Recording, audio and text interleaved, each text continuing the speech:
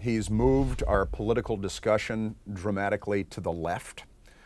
We are now focused on discussions about how much redistribution of wealth there ought to be, about how much expansion of government there ought to be. Now, Republicans are pushing back and talking about how much contraction of government there ought to be. So to some extent or another, Republicans are at least getting into the fight.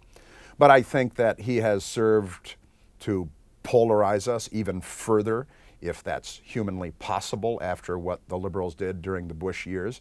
But we now are more balkanized along more lines of class, of race, of gender, geographically. I don't think this country has been this balkanized in my lifetime. Maybe in the 1960s during the Vietnam War and LBJ and Richard Nixon, it's possible that we were more divided then. But I don't think so. I think the divisions, the balkanization, are directly attributable to the president's programs to a very large extent, to the way that he campaigned. Look, Bill Clinton said that the Obama campaign played the race card on Hillary and on the Clinton camp. The president doesn't play the race card, but his people do. The party does. The Congressional Black Caucus does. The Democrat leadership on Capitol Hill certainly play the race card. You know, we were talking about health care on this radio station, and the Democrats on Capitol Hill were talking about race. What did race have to do with the talk about the health care legislation? What does race have to do with anything that we're talking about as Americans?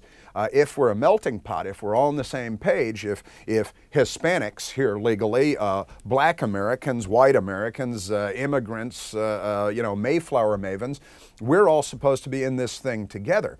But that's not the way the left sees it. And the left can't use all of their levers if they don't use race and class and gender and balkanize the country. I mean, I think that's one of the most horrific things I think that this presidency has led to, is further dividing the country, breaking us up, pitting us against one another, promising free stuff to this group of people by demonizing this group of people, millionaires and billionaires, defined as anyone that makes more than $200,000 a year.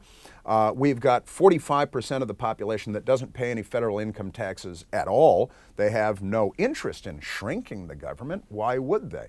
They've got a vested interest in growing the government. And these guys are here to grow the government by promising segments of the population free stuff, something that somebody else is going to pay for. I think that when this president is done, if he gets his way, he will have fundamentally transformed this country in that we won't recognize it. It won't be a meritocracy anymore.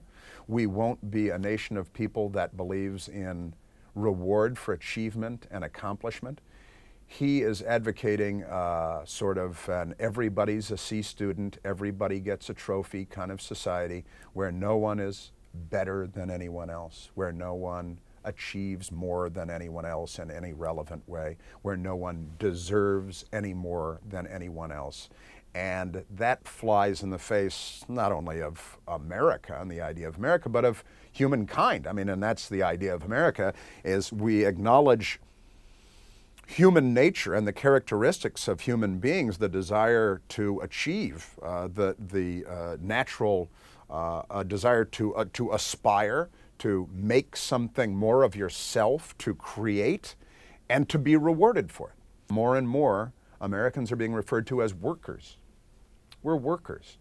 There are stories in the Washington Post talking about people coming in on 66 and traffic jams. They're talking about traffic, and they refer to people in the cars as workers. Workers? Workers. So they're introducing a new lexicon to our political discussions. And as they well know on the left, he who frames the terms of the debate controls the debate. And I think that the left is in town like never before, and they're in charge, and they're trying to wreck the place while they're still in charge. The fundamental transformation of America is underway.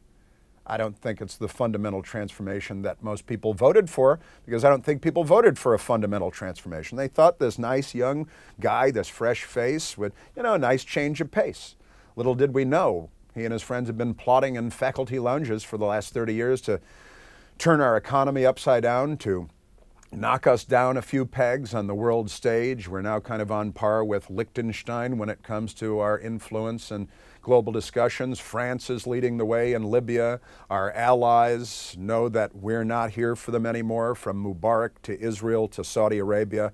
They're all looking elsewhere, or they're on their own, or they're now facing trial and execution. Yeah, he's fundamentally changing the United States of America, but is it for the better?